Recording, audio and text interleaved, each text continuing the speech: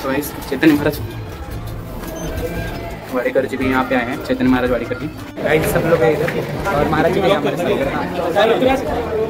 सांगली की ताकद तासगाव की विरोधकांची म्हटलं चालू होणार एक दिवस अशी किलबिल, आणि तशी विरोधकांची पण म्हटलं चालू होणार एक दिवस अशी किलबिल।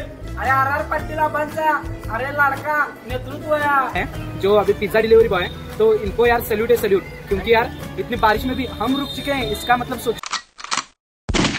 तो चैतन्य महाराज वाडेकर जी भी यहाँ पे आए हैं, चैतन्य महाराज वाडेकर जी। तो गाइस उनका इंटर होने का वीडियो सब हम लेंगे।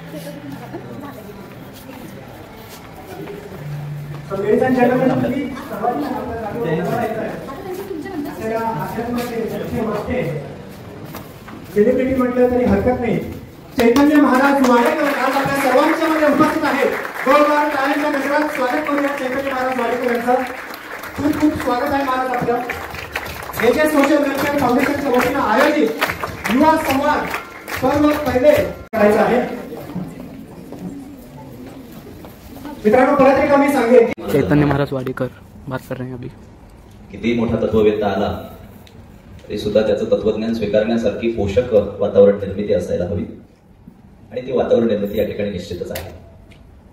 मला हे जे सोशल वेलफेअर फाउंडेशनच्या सर्व पदाधिकारी सदस्यांनी, अबोली मॅडम यांनी गेल्या अनेक महिन्यांपासून आग्रहानं इथे येण्याविषयी विनंती केली। मी जेव्हा त्यांना आजच्या कार्यक्रमाचं स्वरूप काय असणार आहे असं विचारलं, त्यांनी दिवसभराच्या या चर्चासत्रामध्ये वेगवेगळ्या क्षेत्रातल्या अभ्यासकांच्या आणि पदाधिकाऱ्यांच्या माध्यमातून होणारं मार्गदर्शन, होणारा संवाद माझ्यासमोर ठेवला, आणि जिथे जिथे युवा वर्गाचा, विद्यार्थी वर्गाचा प्रश्न असतो तिथे मी सगळं काही बाजूला ठेवून पोहोचतो, कारण आपलं काम जे सुरू आहे ते सगळं रचनात्मक दृष्ट्या युवा पिढीसाठी आणि तरुण वर्गासाठी सुरू आहे। आणि म्हणून सर्वप्रथम मी आता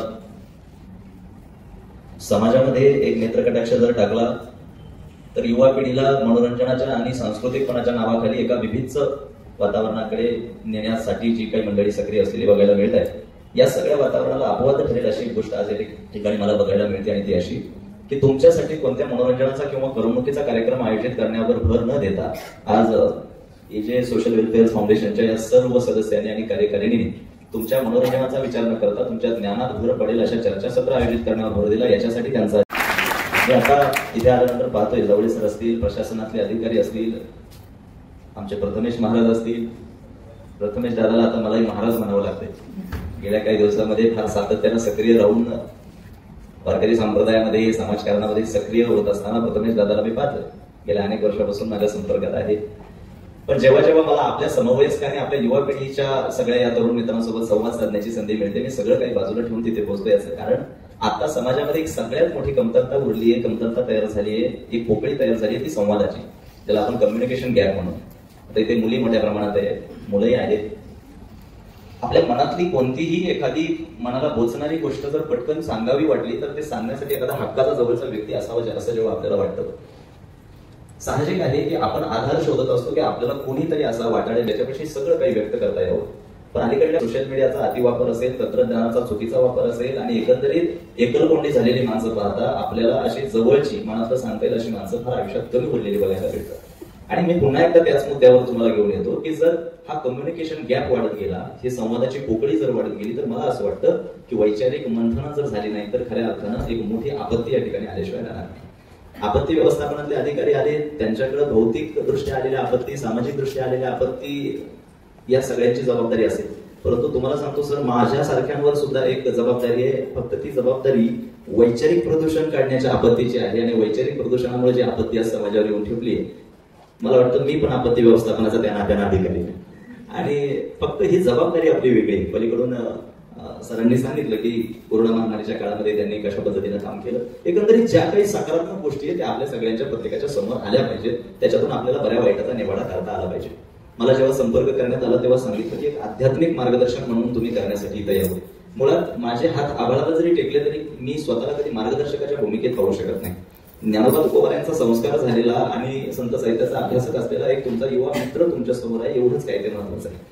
आज तुमच्यासोबत संवाद साधत असताना काही मोजक्या गोष्टी मला असं वाटतं की मी तुमच्यासमोर ठेवल्या पाहिजे। त्यातली पहिली गोष्ट अशी की तुम्ही सगळ्यांनी मुली असतील, मुलं असतील, तुम्ही सगळ्यांनी संत साहित्याचा आपल्या दैनंदिन जीवनामध्ये समावेश वाढवण्याच्या वर सगळ्यात आधी भर देणं चालू केलं पाहिजे.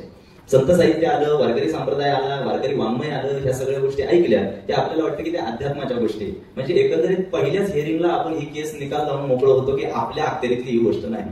पण सगळ्यात अगोदर हे महत्वाचं आम्ही गोष्ट लक्षात घेतली पाहिजे. जसं मगाशी मी सरांच्या बोलण्यात ऐकलं, ते बोलता बोलता म्हटले की माऊली ज्ञानेश्वर महाराजांनी सुद्धा समतेचा जो अधिकार समाजाला दिलेला आहे, ज्ञानोबराय तुकोबराय ह्या सगळ्या संतांनी समाजाला विचार दिला समतेचा, विचार दिला न्यायाचा, विचार दिला बंधुत्वाचा.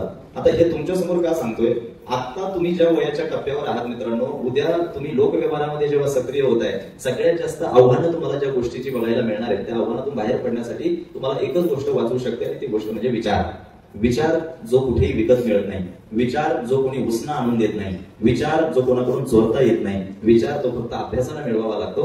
जगामध्ये अशी कोणतीही समस्या पाहायला मिळणार नाही की ज्या समस्येतून आम्ही विचाराधीन राहून विचाराच्या जोरावर बाहेर पडू शकत नाही. एकंदरीत आम्हाला वारकरी संप्रदायानं भागवत धर्मानं दिला विचार आणि तो विचार मिळवण्याचं काम आम्ही केलं पाहिजे. मला चांगली कल्पना आहे की ज्या वयाच्या टप्प्यावरली आता ही सगळी पोरं आहेत, त्या वयामध्ये इतकं गहन आणि इतकं जड तत्वज्ञान ऐकण्याची मानसिकता मुळी नसते. मी सुद्धा माझं शालेय आणि उच्च माध्यमिक शिक्षण घेत असताना जेव्हा विद्यापीठांमध्ये, शाळांमध्ये अशी चर्चासत्र भरवली जायची, कोणी असा भाषण द्यायला आला की मी पहिलं दप्तर उचलून पळून घरी जायचो. मला एकंदरीत ह्या तुमच्या मानसिकतेची चांगली कल्पना आहे की ह्या वयाच्या टप्प्यावर कोणीतरी येऊन आपल्याला अक्कल शिकवतोय हे मुळात आपल्या मानसिकतेला स्वीकारताच येत नाही. म्हणून मी अगदी सामान्य पातळीवर मी तुम्हाला तुमच्याशी संवाद साधताना म्हणतो की आता तुम्ही ज्या वयाच्या टप्प्यावर आहात हे वय प्रचंड आकर्षणाचं आहे. दुसऱ्याच्या पायात बूट कसा आहे, त्याच्या अंगावर कपडे कसे आहेत, तो राहतो कसा, इथपासून सुरू झालेला प्रवास, त्याच्या हातात घड्याळ कोणता आहे आणि तो राहतो कुठे आणि तो बोलतो कसा, तो दिसतो कसा, या सगळ्या प्राथमिक आकर्षणामध्ये जेव्हा आपली तरुण पोरं अडकलेली मला बघायला मिळतात, मला त्यांना सावध करावं असं वाटतं की हा सगळा तुलनेचा खेळ आहे. त्या तुलनेच्या खेळातून आपल्याला बाहेर पडलं पाहिजे. आता तुम्ही ज्या वयाच्या टप्प्यावर आहात त्याच्यात प्रचंड आकर्षण तुम्हाला तयार होईल. आपल्या विरुद्ध लिंगी पुरुषाचं स्त्रीचं आकर्षण सुद्धा तुम्हाला होईल. जेवढी प्रेम प्रकरणं सध्या महाराष्ट्रामध्ये आपण पाहतोय ती याच वयाच्या टप्प्यावर होतात. आणि प्रथमेदाचं लग्न झाले का नाही, जेवढी प्रेम प्रकरणं आपण झालेली पाहतोय ही सगळी वयाच्या याच टप्प्यावर आहेत. तुम्हाला ज्या पद्धतीनं आयुष्याला एक प्रेमाची काजळी देण्याची इच्छा असेल किंवा तुमच्या जीवनामध्ये प्रेम करण्याची जरी इच्छा असेल तर त्याला एक व्यवस्थित दिशा देण्याचं काम तुम्हाला आधी करता आलं पाहिजे. मुळात आपल्याला कोणाविषयी वाटणारं आकर्षण म्हणजे प्रेम नाहीये. हातात हात घालून कोणतंही जोडपं रस्त्याने चालताना दिसलं की काही महाभाग त्यांना राधाकृष्णाची उपमा देऊन मोकळे होतात. मला प्रश्न पडतो, राधाकृष्णाच्या नखाची तरी सर आहे का आपल्याला?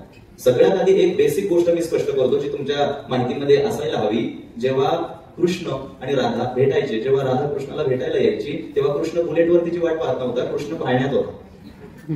हे आपण लक्षात घेतलं पाहिजे. जेव्हा राधा तिच्या सासूला नवऱ्याला फसवून कृष्णाला भेटायला यायची तो कुठे टपरीवर बिचकाऱ्या मारत वाट बघत नव्हता तिची, तो कुठे होता, तो पाळण्यात होता. प्रेमाला ही पातळीच नाहीये मुळी. ज्याला आपण आकर्षणाच्या आणि वयाच्या गत्तेमध्ये अडकून स्वतःच्या सोयीनं मॅनिप्युलेट करून घेतोय, सोयीनुसार जे फ्लेक्सिबिलिटी आपण त्याला आणून दिलेली आहे हे चुकीचं आहे. आणि म्हणून तुमच्या भाषेत तुम्हाला पटेल रुचेल आणि पटकन समजेल अशा भाषेत मी सांगतोय की आम्हाला एखाद्या विषयी प्रेम वाटणं हा एक मूळ स्वभाव आहे, पण त्या प्रेमाची व्याख्या समजून घेऊन व्यवस्थित त्याला दिशा देणं, त्याच्यासाठी जो पाहिजे विचार, आणि तो विचार आपल्याला ज्ञानोबा तुकोबरायांनी दिलाय, भगवत धर्माने दिलाय. मुळात विचारच आज समाजात उरला नाही, त्याच्यामुळे खऱ्या अर्थानं घोटाळा झालाय. मला फार अध्यात्माच्या आणि काही मार्गदर्शकाच्या भाषेत आज बोलायचंच नाहीये. पुढे तुमच्या कल्पना शक्तीला, तुमच्या बौद्धिक क्षमतेला पटेल असेच विषय मी इथं मांडण्यावर करत येतोय. मला असं काही फार जड लांबचं काही बोलायचं नाही. समाजात विचार उरला नाही आणि त्याच्यामुळे जर समाजात एक मोठी धुपडी तयार होत असेल तर तुम्हाला काय मिळवावं लागेल? विचार मिळवावा लागेल.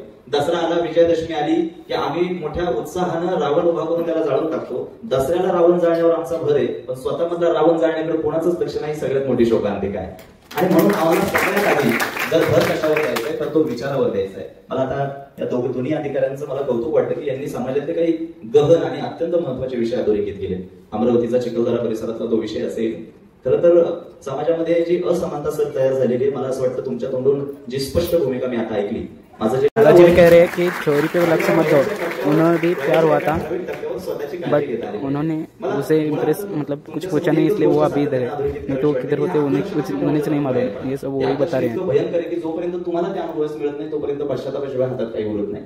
आणि म्हणून ज्या वारकरी संप्रदायाचं प्रतिनिधित्व आज मी करतोय, संबंध राज्य पातळीवर तरुणांची फळी उभी करून खऱ्या अर्थानं रचनात्मक आणि संस्थात्मक कामं करत असताना मला तरुणांना सोबत घेऊन जेव्हा जेव्हा प्रबोधनाची आणि मार्गदर्शनाची व्यासपीठं मिळतात त्या व्यासपीठावर बसल्यानंतर सगळ्यात पहिला महत्वाचा मुद्दा मी तुमच्या समोर ठेवतो, तो असा की आम्हाला मिळवायचा आहे, तो विचार मिळवायचा आहे. ज्ञानोबा तुकोबरायांचा हा महाराष्ट्र, छत्रपती शिवाजी महाराज आणि संभाजीराजांचा हा महाराष्ट्र, यांनी काय केलं? यांनी कर्तृत्व संपन्न आयुष्य जगलं. यांनी कुठल्या चमत्काराची वाट बघितली नाही बघितली चमत्काराची वाट कधीच नाही.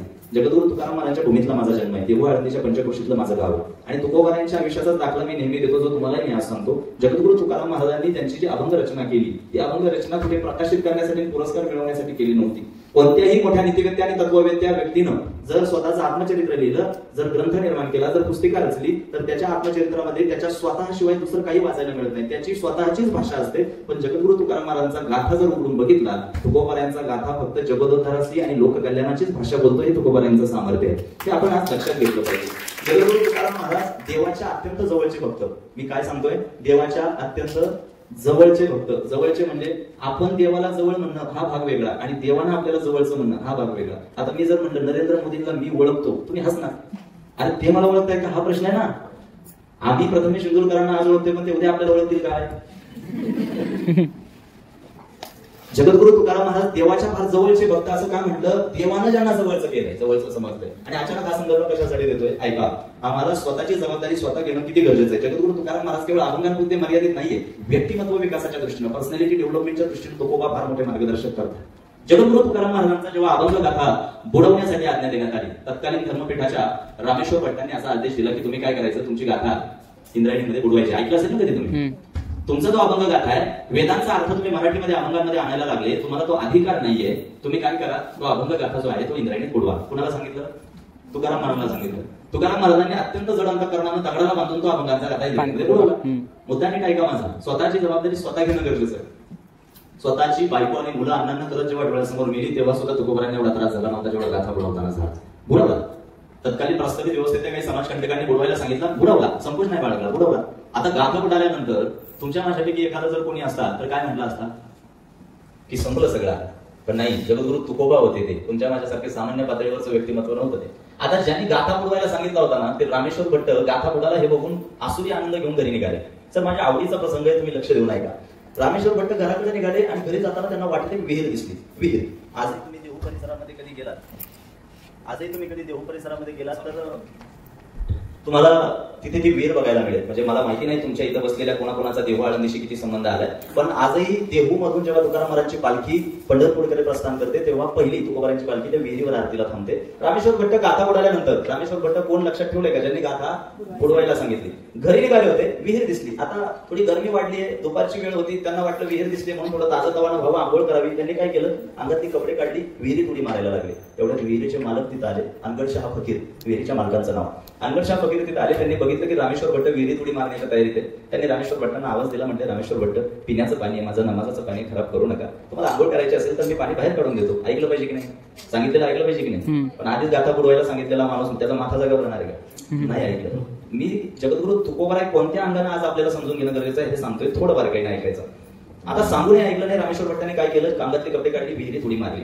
आता सांगूनही ऐकलं नाही, अवज्ञा केली, अनादर केला, म्हणून विहिरीचे मालक असलेल्या अनगडशाह फकीरांनी रामेश्वर भट्टांना श्राप दिला.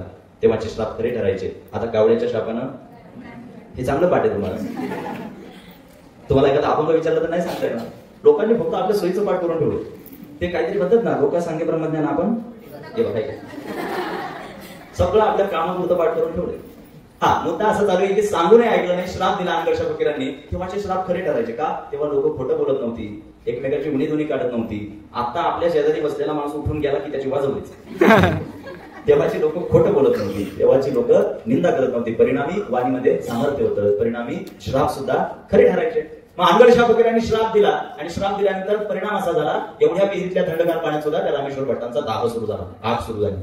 करणार काय, पाण्यातून बाहेर आले, परत उडी मारली, बाहेर आले, परत उडी मारली. शरीराचा दाह काही थांबायला तयार नाही. करावं काय, आळती गाठली, माऊलींच्या समाधीजवळ बसले जाऊन आणि रामेश्वर भट्टांनी माऊलींजवळ बसून हात जोडले आणि माऊलीला प्रार्थना केली, माऊली झालेल्या सगळ्या अपराधांची मी क्षमा मागायला तयार आहे, फक्त काय करा, या शरीराचा दाह शांत करा. आता माऊलींचा आमच्या आई चलूत आहे, माऊलींचा आमच्या आई चलूत आहे. आईशी कळवळ्याची जाती करी लाभावी ना प्रीती. माऊलीला दया आली आणि माऊलींनी सांगितलं, रामेश्वर भट्ट तुमच्या शरीराचा दाह शांत व्हावा असं वाटत असेल तरी एकच उपाय, देहूला तुकोबा नावाचे एक साधू राहतात, जायचं आणि त्यांचे पाय धरायचे. कोणाचे पाय धरायला सांगितले, तुकोबांचे. गाथा कोणाचा बुडून आला होता बाबा, तुकोबांचे. कधी कोणाचे पाय धरायला लागतील, आता निवडणूक आल्या म्हणून सांगितलं.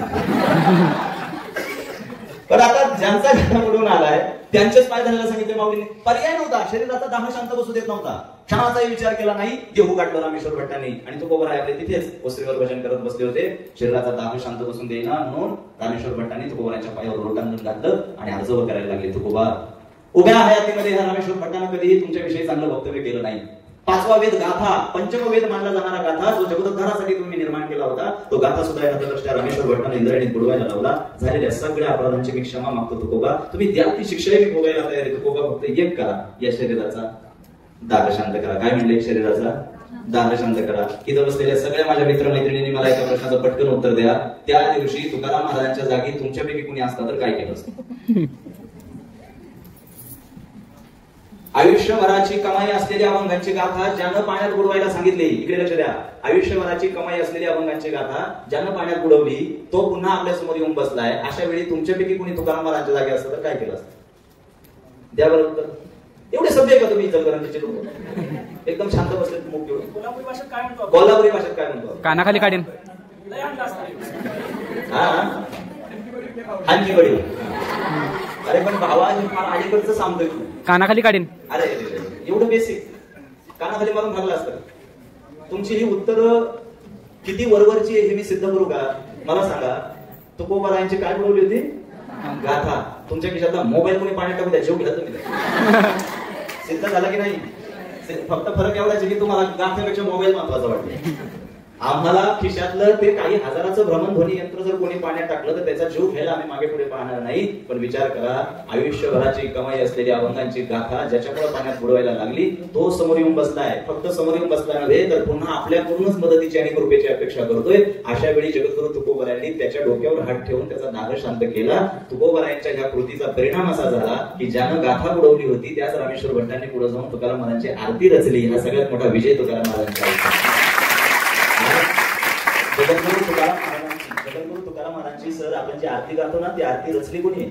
रामेश्वर भट्टांनी रचली आहे. जगद्गुरु तुकाराम महाराजांचं सामर्थ्य प्रतिपादित करणारा एक अभंग प्रसिद्ध आहे. ज्या अभंगातून तुकाराम महाराज काय होते हे समजतं. तो अभंग आहे तुकाराम तुकाराम नाम घेता तापे यम, धन्य तुकोबा समर्थ जेने केला हा पुरुषार्थ. हा अभंग तुकाराम महाराजांचं सामर्थ्य दर्शवतो. हा अभंग कोणाचा आहे माहितीये? रामेश्वर भट्टांचा. तुकाराम तुकाराम नाम घेता कापे यम, ज्यांच्या नावानं यम कापतो असे तुकाराम महाराज आहेत. काय कापतो? यम कापतो. आपल्याला सरपंचही घाबरत नाही. ज्यांच्या नावानं यम कापतो असं कोण म्हणताय? रामेश्वर भट्ट. तुम्हाला अर्थ कळतोय का मी काय सांगतोय? कौतुक कोण करतोय? ज्यानं जगद्गुरु तुकाराम महाराजांनी काठी हातात घेऊन त्याच्या मागे लागले नाही. लक्षात घ्या, गाथा बुडवायला लावलेल्या रामेश्वर भट्टांना बदलण्यासाठी दगड शोधत बसले नाही तुकोबा. ज्यानं गाथा बुडवायला लावली त्यालाच कौतुक करायला भाग पाडलं. हे परिवर्तन समोरच्या अंतःकरणामध्ये घडून आणणारी शक्ती कशात येते? विचारात आहे. तो विचार तुकोबारायांनी आम्हाला दिलेला.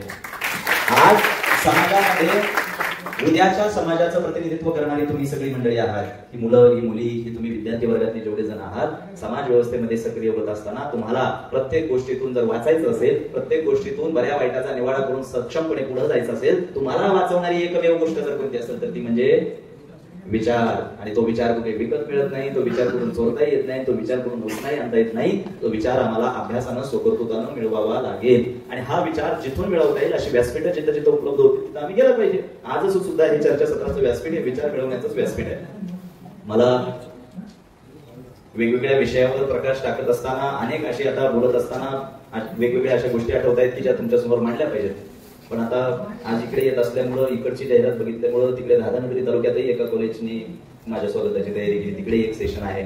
मला आता इथून तिकडे पोहोचण्यासाठी लवकरात लवकर तुमचा निरोप घ्यावा लागेल. परंतु आनंद एका गोष्टीचा आहे की अत्यंत मोजक्या उपस्थितीमध्ये सुद्धा इतकं व्यवस्थित नियोजन आज फाउंडेशनने केलंय. प्रथमेशदादा असेल, अगोली जे असतील, प्रशासकीय अधिकाऱ्यांना समवेत घेऊन अशा पद्धतीची चर्चासत्र या ठिकाणी घडवणं खऱ्या अर्थानं कौतुकास्पद आहे. किंवा ह्या पोरांच्या कानावर काही सकारात्मक बाबी पडल्यानंतर त्यांना बऱ्या वाईटाचा निवाडा करण्यासाठी मदत होईल असं मला वाटतं. कारण ही उद्याची पिढी समाज व्यवस्था हातात घेतल्यानंतर जर हीच खऱ्या अर्थानं सदृढ नसेल, वैचारिकदृष्ट्या सक्षम नसेल, तर मला असं वाटतं की फार कठीण होऊन बसेल. आणि आता ज्यांच्या हातात आपण दोऱ्या दिल्यात, सर तुम्हाला सांगण्याची गरज नाही की फार अवघड आहे. ज्यांच्या भरोश्यावर आपण बसतोय त्यांचंच पातळी सटलंय. त्याच्यामुळे इतकी अवघड परिस्थिती मला तर कळेनाच कोण कोणाच्या पक्षात आहे. गेले 8 दिवस झाले मी बातम्याच बघायच्या सोडून दिल्या. मला भीती वाटते की उद्या सकाळी दुसराच कोणत्या तरी नवीन पक्षात असेल आणि आता नवीन पक्षही तयार व्हायला लागले. आणि त्याच्यामुळे एकंदरीत सामाजिक आणि राजकीय परिस्थिती पाहता आव्हान फाटलंय. आपण सिगल लावण्याच्या भानगडीत पडू नये. आपण एकच करू शकतो, स्वतःची जबाबदारी स्वतः घेऊ शकतो. वैशिष्ट्यानं इथे मुली ज्या उपस्थित आहेत, मुलींना मी तुमचा भाऊ या राज्याने एक फार गोष्ट गांभीर्यानं सांगतोय. तुम्ही आज तारुण्याच्या उंबरठ्यावर आहात. आपल्या शरीरामध्ये होणारे वयानुसार बदल ओळखा आणि आपल्याला इथून पुढच्या काळामध्ये एक स्त्री म्हणून कसं वागता आलं पाहिजे, समाजात कसं वावरता आलं पाहिजे याचं भान ठेवून वागा. मी तुमच्या कपड्यांच्या वापरावर किंवा तुमच्या राहणीमानावर आक्षेप घेणार नाही, कारण मी सुद्धा 21व्या शतकातलाच युवा अभ्यासक आहे. परंतु पाश्चात्य संस्कृतीचा पगडा डोक्यावर मिरवत असताना कुठेही शरीराचं व्यंग दिसेल अशी कपडे परिधान आपण करू नये. कुठे आपल्या ज्येष्ठांना आपल्याकडे बघून मान खाली घालावे लागेल असं आपण वागू नये. वैशिष्ट्यानं मुलींकडे आणि स्त्रियांकडे इथं पाहून मी का बोलतोय, समाजामध्ये स्त्रीचं आकर्षण नाही, स्त्रीचा धाक असला पाहिजे. तो धाक तुमच्या वागण्यातून तुम्ही निर्माण करायला हवा. आजपर्यंत स्त्री क्षेत्रामध्ये महिला शक्तीकडे मी जेव्हा बोलत आलोय, राज्यातल्या वेगवेगळ्या व्यासपीठावर जेव्हा मी एक युवा अभ्यासक, संत साहित्याचा अभ्यासक म्हणून जेव्हा जातोय, सगळ्या क्षेत्रांमध्ये आज महिलांनी बाजी मारलेली आहे. प्रत्येक प्रशासकीय अधिकाऱ्यांमध्ये सुद्धा मी पाहतो एवढ्या मोठमोठ्या अधिकारी आपल्याला बघायला मिळतात. तेव्हा मला असं वाटतं मुलींनी फक्त सकाळी आरशासमोर अर्धा एक तास घालवण्यापेक्षा, मी फक्त कशी दिसते याच्यावर भर देण्यापेक्षा इथून पुढचं आपलं आचरण आणि आपलं कर्म अशा पद्धतीचं असावं की स्त्रीची फक्त आवड आणि आकर्षण नाही तर स्त्रीचा धाक निर्माण समाजात झाला पाहिजे. मासाहेब जिजाऊंकडे कोणी वाकड्या नजरेनं पाहण्याची हिंमतही करत नव्हतं, कारण त्यांच्या नजरेमध्ये धाक होता. आपल्या नजरेत कमळाची फुलं नसावी, आपल्या नजरेमध्ये धाक असावा आणि तो धाक आपण मुलींना आपल्या नजरेत तयार करता आला पाहिजे. कोणीतरी येईल तुमच्या सुरक्षेची जबाबदारी घेईल, तुम्हाला वाचवेल असा अजिबात विचार त्या ठिकाणी करायचा नाही. स्त्रियांच्या बाबतीत मी कोणत्या नात्यानं बोलतोय, माझं नातं असं आहे की हा वारकरी संप्रदाय जेवढा ज्ञानोबा तुकोबारांचा आहे तेवढाच मुक्ताई जनाबाईचा सुद्धा आहे. आणि म्हणून स्त्रियांनी आणि खऱ्या अर्थानं समाजामध्ये एक चोरांची विशिष्ट टोळी जी आहे ती आपल्याला वेळीच ओळखता आली पाहिजे. त्या पोरांना जे सांगणं महत्वाचं आहे त्या विषयावर मी प्रकाश टाकतोय. आध्यात्मिक वक्ता म्हणून मी उपनिषद आणि वेदांत इथं उलगडत बसतो. अहम ब्रह्मास्मी ब्रह्मसत्यम जगत मिथ्या असे मंत्र जर माझे तुमच्यापैकी निम्मे झोपून जातील.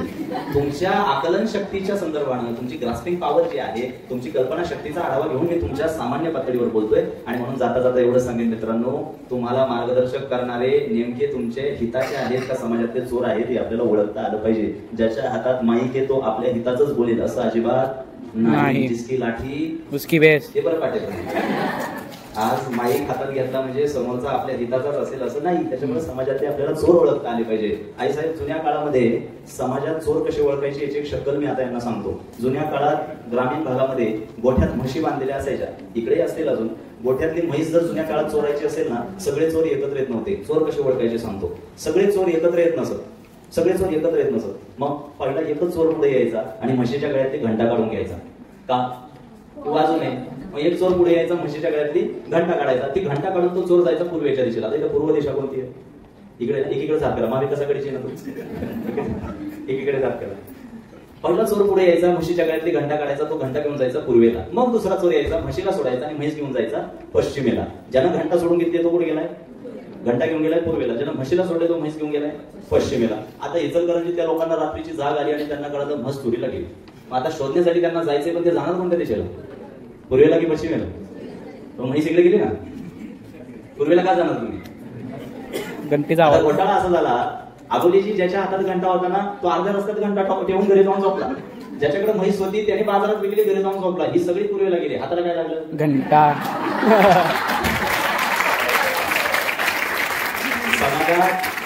माझ्या बोलण्यातून सहज विनोद निर्मिती जरी झाली तरी विषयाचं गांभीर्य लक्षात घ्या.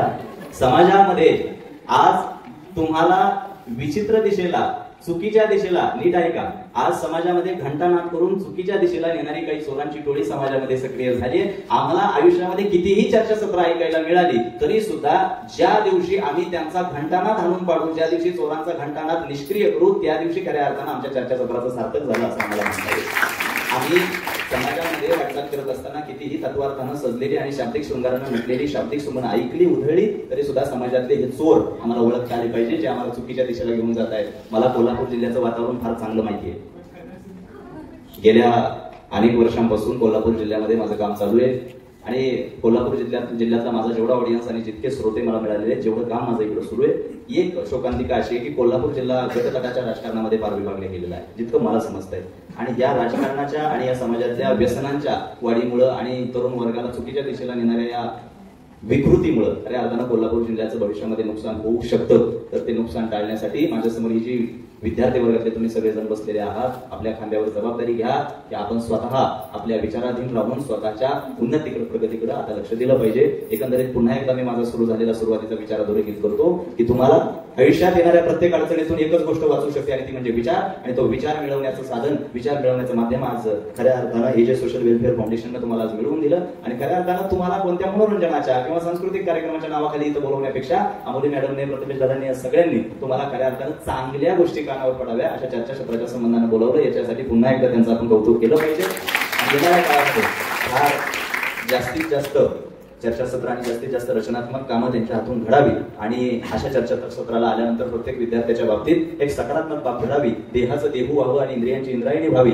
अशा पद्धतीचं वैचारिक मंथन या ठिकाणी व्हावं. पुन्हा एकदा राजकीय, कायदा, सामाजिक, सहकार, आध्यात्मिक या सगळ्या स्तरावरील तुम्ही आज ऐकत असलेलं चर्चासत्र अशाच या पद्धतीने वर्षानुवर्ष सुरू राहावं. अनेक प्रशासकीय अधिकाऱ्यांचा याच्यामध्ये असणारा समावेश आणि तुमच्या सगळ्यांची याच्या ठिकाणी असणारी आग्रही भूमिका खऱ्या अर्थानं मला कौतुकास्पद वाटते. मी अमोलीजींना धन्यवाद देईल. मला आता इथून पुढेही एका कॉलेजला भेट देऊन पुन्हा परतीच्या प्रवासाला निघायचे, त्याच्यामुळे अधिक वेळ आता मी इथे थांबू शकणार नाही. याबाबतीत तुमची दिलगिरी व्यक्त करतो. पुनश्च एकदा फाउंडेशनच्या सर्व कार्यकारिणीला आणि इथे उपस्थित असणाऱ्या विद्यार्थी मित्रांना आभार प्रदान करतो, धन्यवाद देतो. आणि येणाऱ्या काळामध्ये कितीही रचनात्मक आणि सामाजिक दृष्ट्या हाती घेतलेली कामं असू द्या, चैतन्य महाराज वाडेकर आजन्म तुमच्या सोबत आहे हा शब्द तुम्हाला देतो आणि तुमच्या सर्वांची रजा देतो. रामकृष्ण. खूप खूप धन्यवाद दादा. एकदा जोरदार टाळ्या झाल्या पाहिजे चैतन्य महाराज वाडेकर यांच्यासाठी, प्रतिमेश महाराज यांच्यासाठी, प्रसाद दादांसाठी आणि रंजनासाठी. मित्रांनो, आपल्याकडे खरं म्हणजे वेळ खूपच कमी आहे. रोहित दादा बाहेरून थांबलेले आहेत अर्धा तास झाला, त्यांना देखील पुढे मुंबईला जायचं आहे. तर थोडंसं चर्चासत्र आपण इथे थांबवतोय, क्वेश्चन आन्सर राऊंड आपण इथे थांबवतोय आणि पुढचं सत्र आपण लगेच चालू करतोय. सकाळपासून मी आत्ताच बोलायला खाली आहे. हा नियोजन घातलंय, ते घाट घातलंय, त्यावेळेला प्रथमेश मला सिद्धूकर माझ्या सोबत, पाठीमागे म्हणण्यापेक्षा माझ्या सोबत असतात नेहमी. हा कार्यक्रमाचा घाट घालत असताना पहिला प्रश्न मनात आला की आध्यात्मिक ठेवायचा आहे. माझा घरचा माणूस इथं होताच, तर तुम्ही जरा त्यांना बोलवणं माझ्यासाठी मुश्किल नव्हतं. त्यांच्या वेळात वेळ आज त्यांनी एक तारीख सोडून माझ्यासाठी वेळ दिली, त्याबद्दल मी ऑन स्टेज त्यांचं आभार मानते.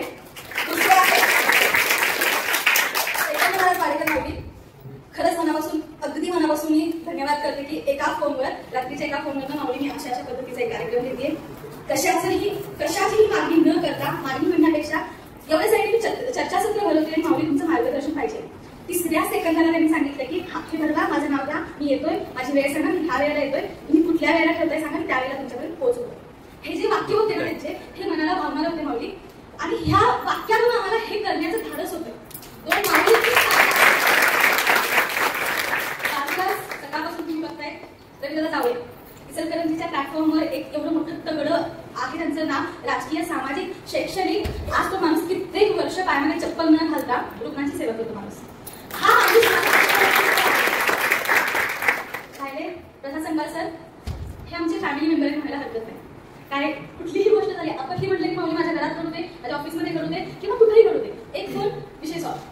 हा विषय त्यांच्यापर्यंत पोहोचू दे. कसं सर, आज तुमचंही मनापासून आभार मानते की तुम्ही मला वेळात वेळ काढून एक शासकीय अधिकारी असून सुद्धा 24 आवर्स आपल्या जागेवर उभे राहणारे, गरजेचे असणारी व्यक्ती आज माझ्यासाठी मार्गदर्शन करण्याला, माझ्यासाठी म्हणण्यापेक्षा हे जे मी जमा केलेला आहे ह्याच्यासाठी त्यांनी मार्गदर्शन देण्यासाठी इथं वेळात वेळ काढणार आहे, त्याबद्दल मी मनापासून आभार मानते. तुमचा आभार मानायचं नाही आता मला, कारण आभार मानला तर परके वाद होईल, कारण तुमचा आभार नाही म्हणायचंय. तुम्ही माझ्या मागं असंच आम्ही असूपर्यंत तुम्ही असायला पाहिजे.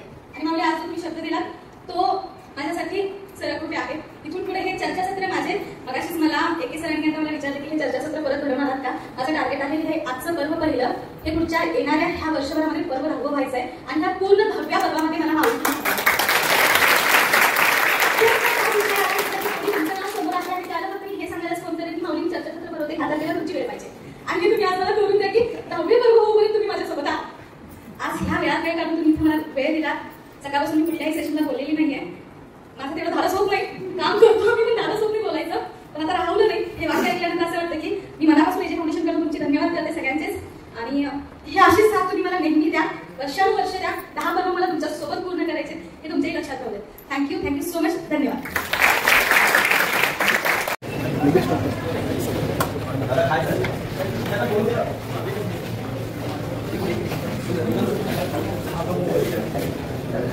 झाला सांगितलं येऊन बसले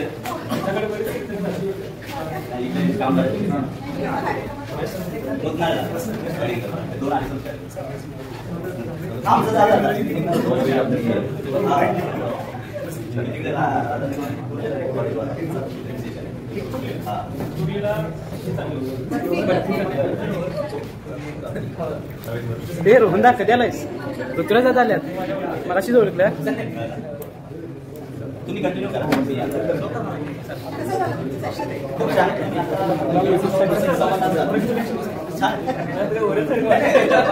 मर्यादित आणि पोषक वातावरण विद्यार्थी मर्यादित आहेत जास्त काही छान त्यांनी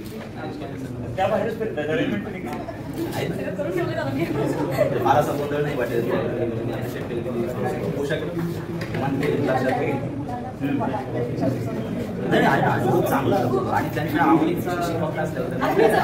तो भाई लोग यहाँ तक तो मैंने वीडियो बना दिया है, तो वीडियो कैसा लगे वो भी कमेंट करो। और मतलब सुबह से लेकर अभी तक हो तो लाइक तो कमेंट तो बनता ही है, तो आगे देखो।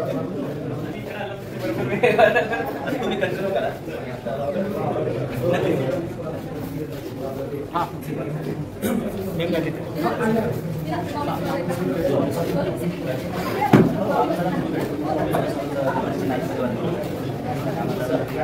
सब लोग है इधर और महाराज जी भी हमारे साथ।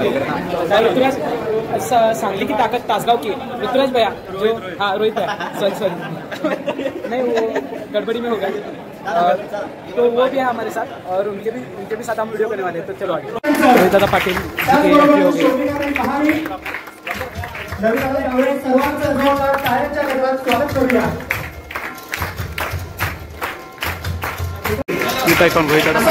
संपर्काची रेंज जर चांगली असेल तर माणसाचं नेटवर्क हे कधीच तुटत नाही आणि अशा जनसामान्यांच्या प्रश्नांना 24 तास न्याय देणारे आणि युवा पिढीसाठी कटिबद्ध असणारे आणि आपलं नेटवर्क उभा करून माननीय श्री रोहितदादा पाटील यांचा सत्कार आपण मॅडमांनी केलेला आहे। रोहितदादासाठी जोरदार टाळ्या झाल्या पाहिजे।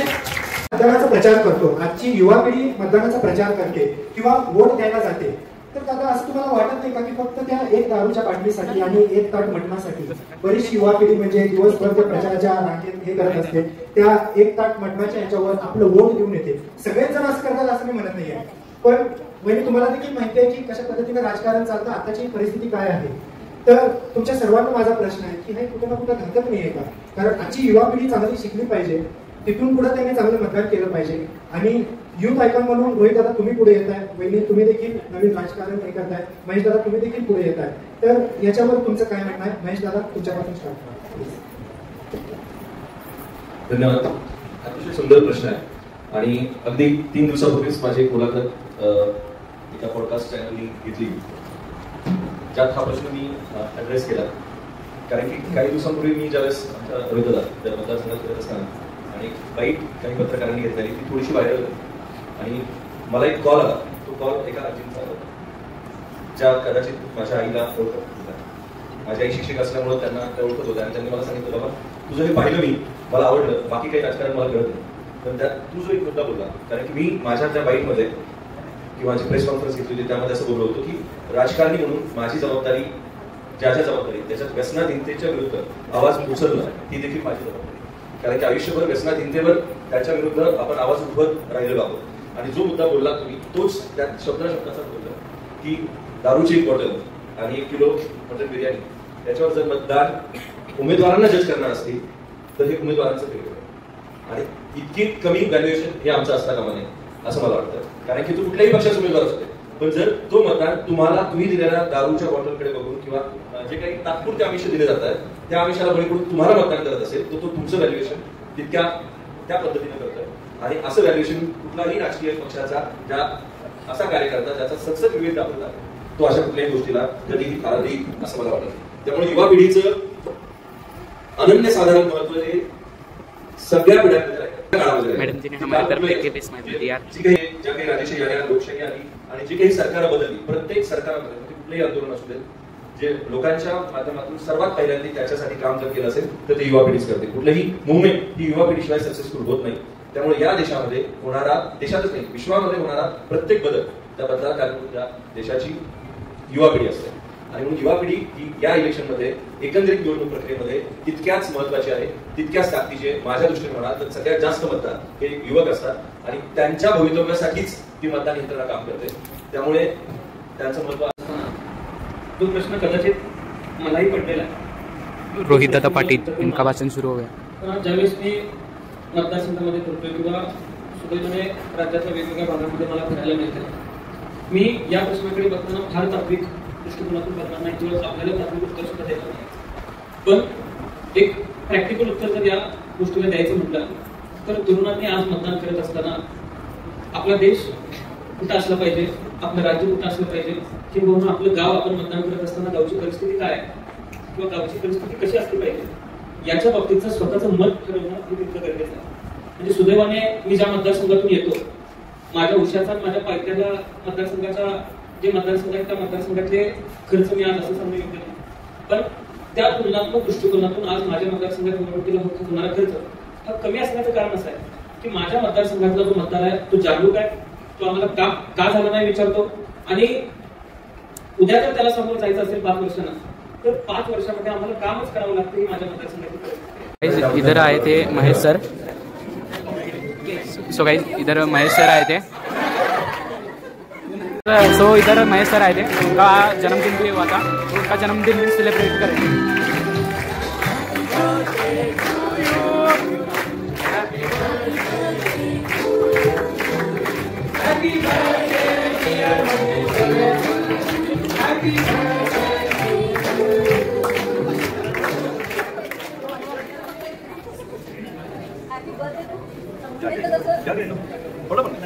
महेश दादा, हा वाढदिवस तुम्हाला नक्कीच आठवणीत राहील अशी.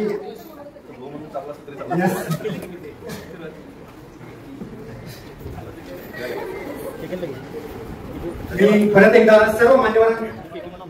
सर्व मान्यवरांचा पुनश्च एकदा एजे सोशल वेलफेअर चालू अजिबात ठेवत नाही. रोहित पाटील चालू. हा, आणि तशी विरोधकांची म्हटलं चालू होणार एक दिवस अशी किलबिल, आणि तशी विरोधकांची पण म्हटलं चालू होणार एक दिवस अशी किलबिल. अरे आर पाटील आबांचा अरे लाडका नेतृत्व या म्हटल्यावर ओळखून जायला पाहिजे. अरे नव टॉपलाच जाणार आहे नाव ते म्हणजे अरे गोरगरिबांच्या अरे रात्रीतनं मदतीला जाऊन अरे तिथं मदत करणारा डाण्या वाघाचा हात ते म्हणजे हॅशटॅग आमच्या पाटील सरकारांचं नाव म्हणजेच आमचे लाडके दादा. काय नाव? रोहित.